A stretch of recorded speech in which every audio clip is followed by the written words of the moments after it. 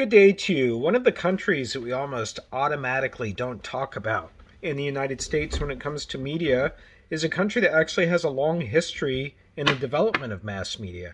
I'm talking about Egypt. I'm talking about Egypt where the written language was first used in forms that later became known as media like books and scrolls and newspapers. So Egypt, despite being a country we don't pay too much attention to in the United States from a media standpoint, is a country that has been in the game for a long time with mass media. And it happens to be the most robust country, according to the authors, in the Middle East when it comes to several media traditions, which we'll be talking about today in chapter 14 as we take on Egyptian media.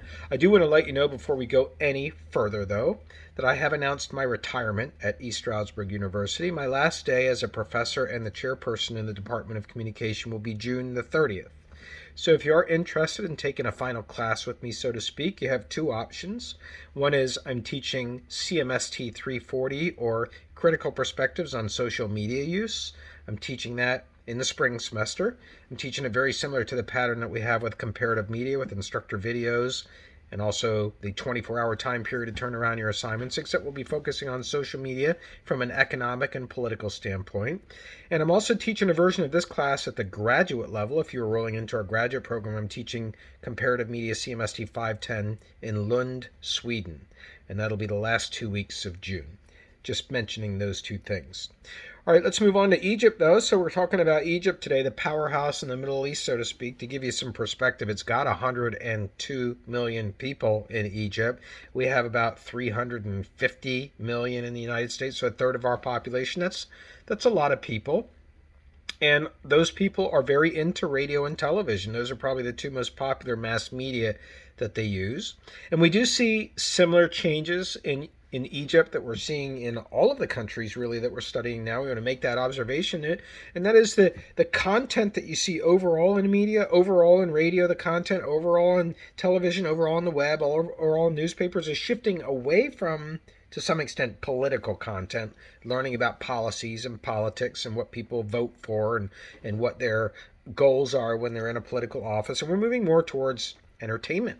Entertainment, which just reminds me of Neil Postman's book. It's not talked about in this chapter. Neil Postman, a famous New York University professor, and he wrote the book Amusing Ourselves to Death.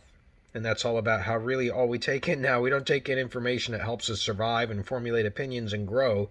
We just are entertaining ourselves. And that's, I thought that we should introduce at this point in the course. Let's move on to some of the specific sectors of media in Egypt. We've got radio first up. Radio. Egypt has the largest and most reputable media system in the Middle East, and as I say Middle East, it's an African country, Egypt, but it's thought of as that region, that Arabic region is the way I should refer to it. It's not technically a Middle Eastern country, it's a Northern African country, but it's Arabic, right? And in fact, 86% of the content that is in Egyptian media is Arabic, followed by English content, followed by French content, very different from what we have over here. But out of all of the countries in that region, Egypt has the most robust media system. Even though privatization, which means saying that a commercial radio or TV station is going to make money and is going to be free, that's really hard. Like Egypt is still going through a very slow transition that we saw other countries go through much quicker. Our European countries went from public service media over to commercial media rather quickly, still retaining strong public service media. Egypt is very hard to be a money-making radio and TV station. The government owns most of the media in Egypt. There are two private stations. They were launched in 2003. We got Nejum, not sure how to pronounce it. So it's a radio station. We're still talking an FM station. And we've got that station doing classical, cultural, Egyptian traditional music. And then we have another station called Nile. Nile, just like the river, the mighty Nile River, and that is Western music that's coming in. Two private channels, and we have those two. All right, let's move on over. So no government stations there, at least in the area of radio, but that's all going to change when we get to television. So television, we have a combo of public and private channels. The two biggest ones, the two most important ones, are state-owned channels. They're owned by the Egyptian state.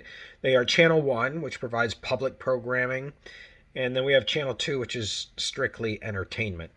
So we see that happening in other countries where they say this channel is going to be drama, this channel is going to be public, this channel is going to be entertainment.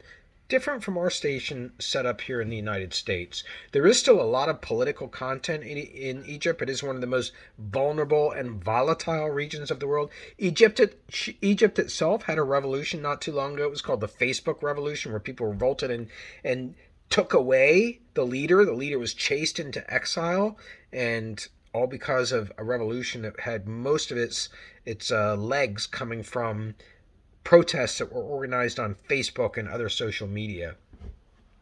There is also, though, it's not a TV station, but there's a production company in Egypt. It's a digital platform. It serves as a place where you can get Egyptian originating productions. There's like 60 different companies as part of this company itself. It's called the EMPC, or Egyptian Media Production Company. It's got a digital platform. It's got a video platform. It's basically to bring Egyptian media professionals together to have the opportunity to see who is producing what and to try and encourage more media production.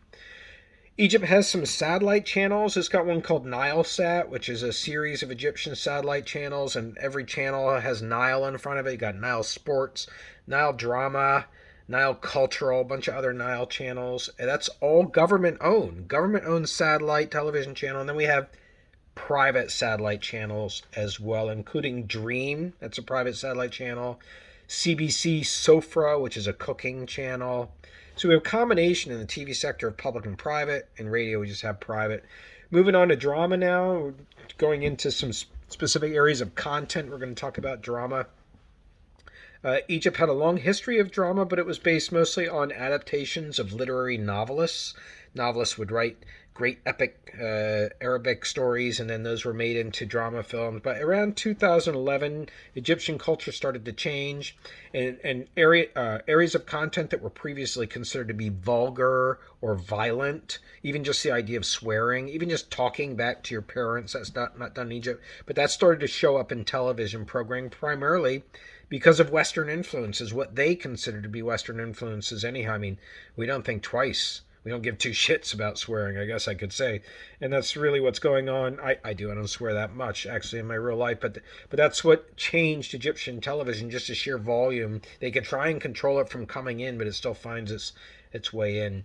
Fashion and health and beauty, all those three things together. Egypt has always had a fascination with health, beauty, and fashion, mostly in the area of women's fashion, magazines, mostly producing in big magazines, Hawa, or the magazine, the Egyptian magazine that's translated to in English mean half of the world. Those are sample magazines that focused on fashion, but Egypt turned more towards Islam, and groups such as the Muslim Brotherhood started to take away some of the interest in fashion that was seen as violating some standards according to the according to Islamic practices by various groups. And then we have cinema. Cinema now is the oldest and the largest in this region of the world. It's actually called the Hollywood of the Arab world in Egypt, but cinema's fallen on hard times. It's in a big decline. A lot of that is because people are not going to the cinema anymore. A lot of it's because there are certain cultural standards that are still adhered to in Egyptian cinema that are not violated in a way that young people want them to view. They want them to see people dressing more in Western style clothing. So film is still trying to find itself. When we come to music, Egypt happens to be a place that you have a convergence of classical Arabic music, traditional Arabic music, and modern Arabic music, all in the same place of the world. At the same time, music has traditionally been a tool of political change in Egypt. The Facebook revolution, the social media revolution that toppled the government, music played a big role in that. And also after various wars that Egypt has had, the songs have come out to help the healing of the nation. And Egypt has let some Western programming in. There is an X Factor. That is X Factor Arabia. It's not just for Egypt, it's for all Arab-speaking nations. When it comes to sports, there's a big fascination on the part of Egyptian for sports. Football is a sport that's a big fascination for, but most of the distribution of this is on digital platforms. However, this is an area that Egyptian media producers are looking more towards because sports makes money in Egypt. There's a lot of income. You can read more about sports in the chapter. I'm going to move on to books. Books have a long tradition in Egypt. I already mentioned the invention of the book owes itself largely to Egypt and the written alphabet. Egypt has the oldest book fair in all of the Arabic region of the world. And still today, there is a robustness to the Egyptian publishing industry. You've got your private press, your publishing houses publishing for money, and then you have your press organizations press. These are press organizations that are aligned with newspapers and have particular agendas. You will find in Egyptian media that individual newspapers support individual political parties. There are much more political newspapers in Egypt than anywhere else, even though the book didn't cover them all that well, because it's focusing on entertainment media, right? But this is what I want to end with. The internet presents great promise for Egypt because I'm sure it's changed since the chapter in this book came out, but still a lot less than the rest of the world. Mobile internet only reaches 31% of the population in Egypt, which means 2/3 of it is still open to being accessed by mobile media. Internet access is only reaching 46% of the population in Egypt. Not even half of the population have internet. Social media is only amongst 30.5% of the population in Egypt. I'm sure these numbers have all crept up, but still, compared to the rest of the world at this point in time or a couple years older, there's a lot of potential there for Egypt. There's still a lot of insulation that's going on compared to other countries in the Arab region and really compared to other countries that we've studied in this class so far. And that's Egypt. Have a great day.